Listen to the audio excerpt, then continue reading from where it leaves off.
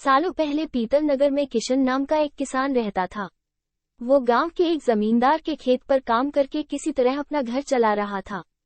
पहले किशन के भी खेत थे, लेकिन उसके पिता के बीमार होने के कारण उसे अपने सारे खेत बेचने पड़े।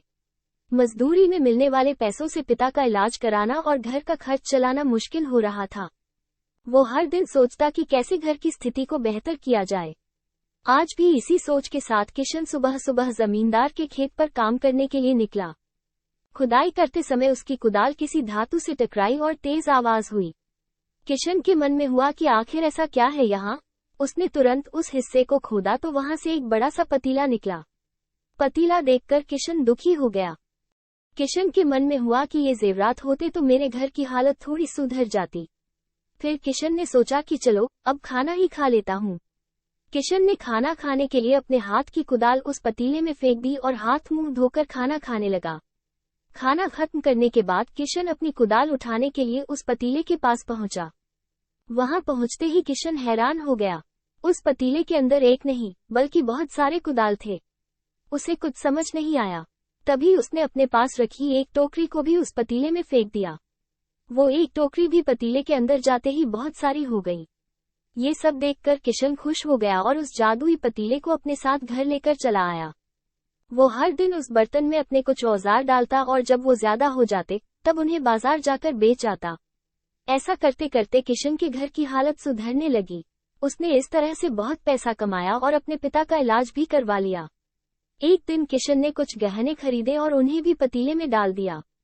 वो गहने भी बहुत सारे बन गए। इस तरह धीरे धीरे किशन अमीर होने लगा और उसने जमींदार के यहाँ मजदूरी करना भी छोड़ दिया।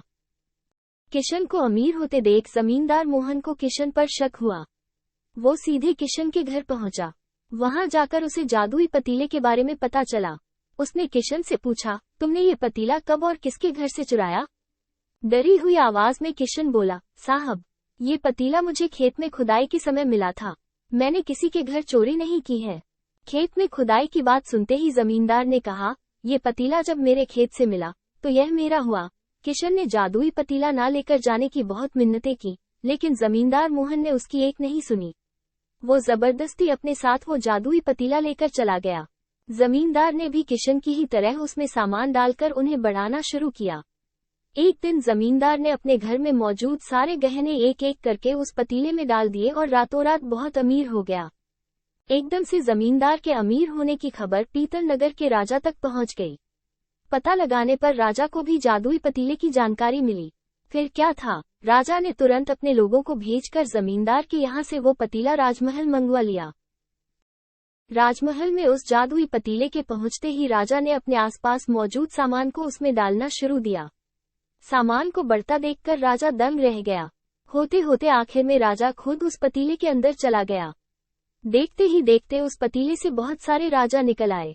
पतीले से निकला हर राजा बोलता, मैं पीतल नगर का असली राजा हूँ, तुम्हें तो इस जादुई पतीले ने बनाया है। ऐसा होते होते सारे राजा आपस में लड़ने लगे और लड़कर मर गए।